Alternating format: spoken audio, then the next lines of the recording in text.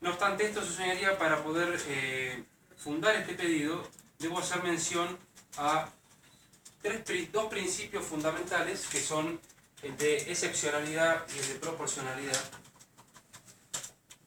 Respecto al primero, al principio de excepcionalidad, su señoría, el mismo nos indica que debe procurarse en la medida de lo posible intentar utilizar una medida cautelar diferente a la que estamos utilizando en este momento. No es primario, su señoría, de 8 años de la provincia de Mendoza, por los delitos de robo agravado y privación ilegítima de la libertad también agravada.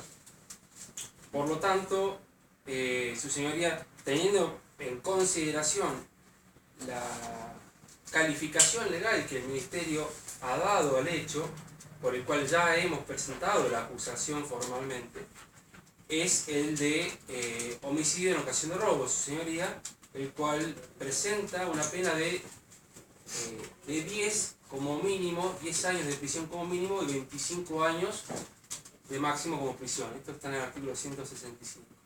Y le anticipo, su señoría, como para que lo tenga presente, en la acusación que ha presentado ya la Fiscalía, se ha solicitado, a tenor de lo que acabo de mencionar, el juzgamiento a través de un tribunal constituido por jurados populares. Es decir, su señoría, estaríamos hablando de una pena que no sería inferior a los 15 años, la cual será solicitada en el correspondiente juicio. ¿Qué pasa, su señoría? Respecto a este principio de proporcionalidad, debemos siempre tener presente que el mismo, la privación de la libertad en este caso, no es con fines sustanciales, es decir, no es un anticipo de condena, sino que los fines son siempre procesales, fines meramente procesales. Entonces, su señoría, la jurisprudencia internacional ha creado una nueva garantía constitucional aceptada, que es la exigencia de una limitación temporal. Esto a los fines, su señoría, de contrarrestar los efectos negativos de la prisión preventiva. Es decir, la Fiscalía solicita nuevamente, como se solicitó en su momento, una prisión preventiva temporal, es decir, por un plazo. Su señoría, el plazo que va a solicitar esta Fiscalía es un plazo de 2 meses y medio de prisión. Ya le daré los fundamentos de por qué 2 meses y medio. La exposición del Ministerio Público, con lo cual voy a tratar de no extenderme. En relación a los hechos y la calificación, me remito a lo dicho por el Ministerio Público Fiscal. Si bien esta querella al principio de la investigación hubo una discrepancia en relación a la calificación, el devenir de las actuaciones y de la evidencia reunida ha hecho que, como bien manifestó el Ministerio Público Fiscal, presentáramos nosotros también nuestro pedido, nuestro requerimiento de elevación al juicio, y coincidimos también con la calificación dada por la Fiscalía. En cuanto a la medida cautelar que pesa sobre el señor Salcedo, también vamos a solicitar la prórroga, adelanto eso, entendiendo de que a la fecha no se han modificado las condiciones que determinaron el dictado de la prisión preventiva del señor Salcedo.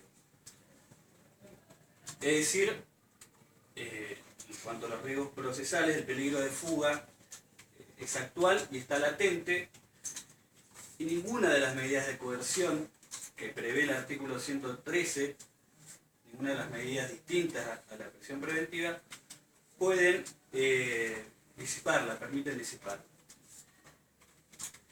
Cabe recordar que el señor Salcedo no posee arraigo alguno ni en esta localidad ni en esta provincia.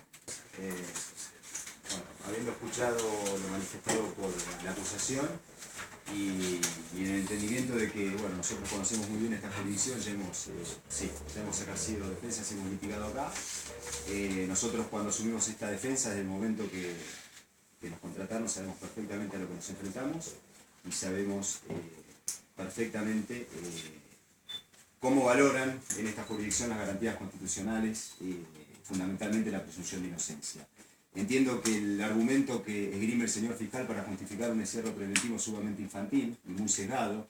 Querer fundamentar un encierro preventivo en las circunstancias de que nuestro cliente fue detenido en la ciudad de Buenos Aires me parece absolutamente irrelevante, porque nosotros sabemos y conocemos que el señor Salcedo, luego del hecho, del desgraciado hecho, del que supuestamente que él está siendo acusado, por el cual todavía es inocente, porque les recuerdo que no hay sentencia firme, estuvo en la ciudad de Neuquén durante el espacio de 2 semanas, en un domicilio que la policía lo conocía perfectamente, y tuvieron la posibilidad de ir a prenderlo y sin embargo no lo hicieron.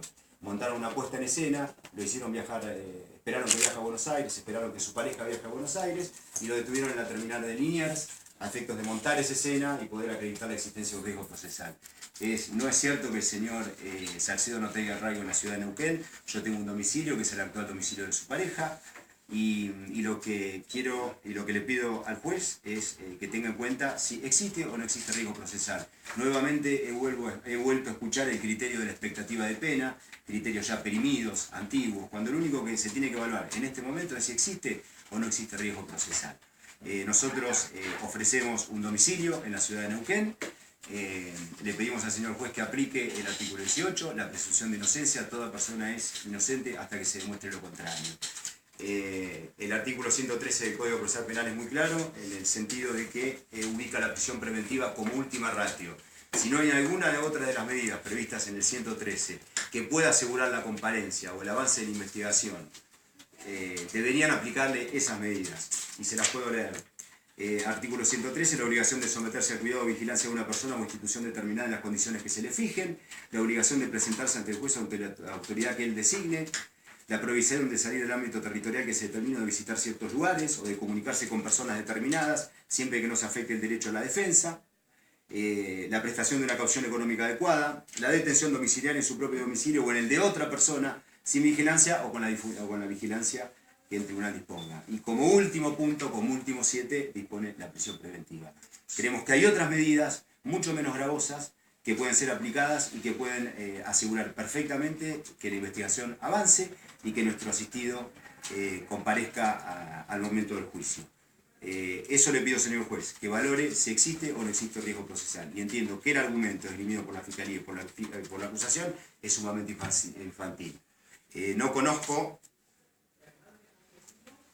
no existe el caso de ninguna persona que comete un delito y se quede esperando en el lugar hasta que venga la policía y lo detenga para que no haya riesgo procesal. En el caso de que él haya cometido el delito, es lógico pensar que una persona que comete un delito da media vuelta y se va. O sea que me parece un argumento que no es aplicable al caso. Reitero, que tenga en cuenta el riesgo procesal y la prisión preventiva como última ratio y como último recurso, como para asegurar la comparencia de nuestro asistido del imputado.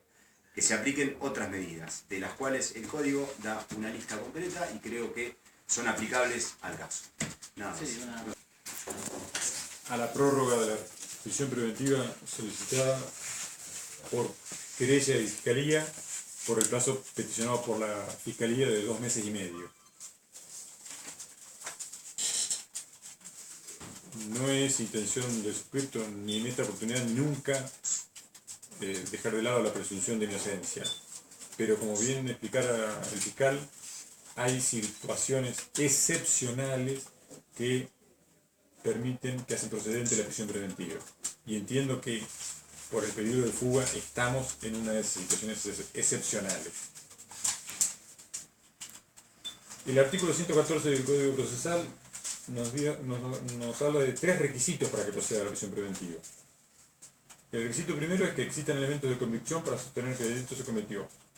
Y el segundo es que existan elementos de convicción suficientes para considerar razonablemente que el imputado es autor o partícipe de un delito. Esos 2 puntos no han sido discutidos por la defensa, por lo tanto los voy a dar por acreditados sin entrar en su análisis. La defensa plantea que no existe peligro de fuga y que en el marco del artículo 113 se podrían dar otro tipo de medidas que permitieran llevar a cabo el juicio sin necesidad de tomar una medida tan extrema como es la prisión preventiva. Porque me permito discrepar y que habré de fundar el peligro de fuga que encuentro en la presente situación. Coincido con la Fiscalía y con la querella en que la situación que se dio en su momento cuando se dictó originariamente la prisión preventiva no se ha modificado en el sentido de pensar que cuestiones que hacían creer en aquel momento en un periodo de fuga ahora no se den. Y en todo caso, si se ha modificado la situación es que ahora estamos mucho más cerca del juicio que lo que estábamos en aquel entonces. Razón por la cual es más factible que una persona intente sustraerse a la acción de la justicia cuando sabe que tiene un juicio pronto que cuando una investigación recién está comenzando. Motivo por el cual creo que si lo era pertinente en aquel entonces, con mucha mayor razón lo es hoy. Tengo presente, conforme lo dijera la Fiscalía y creo que también la querella, las circunstancias en que fue detenido. Y me permito discrepar con la defensa. En esto no valoro que sea detenido en Neuquén, el barrio de Liniers, ¿no? Ciudad de Buenos Aires, o la ciudad de Mendoza. No es el lugar en que fue detenido, sino las circunstancias en que fue detenido. Y los planes que a partir de interceptaciones se ha logrado establecer que tenía. Es una persona que en su momento dio un domicilio en el barrio de Valentina, conforme dijo la querella, pero un barrio muy grande de la ciudad de Neuquén. Los dos letrados de la defensa, si no me equivoco, viven en la ciudad de Neuquén, o cerca de la ciudad de Neuquén, y el Espíritu también ha vivido en la ciudad de Neuquén. Valentina es un barrio demasiado grande como para tener por acreditado un domicilio, es lo mismo que yo dijera barrio de Progreso de la ciudad de Neuquén. Digamos, no es un domicilio, es un barrio.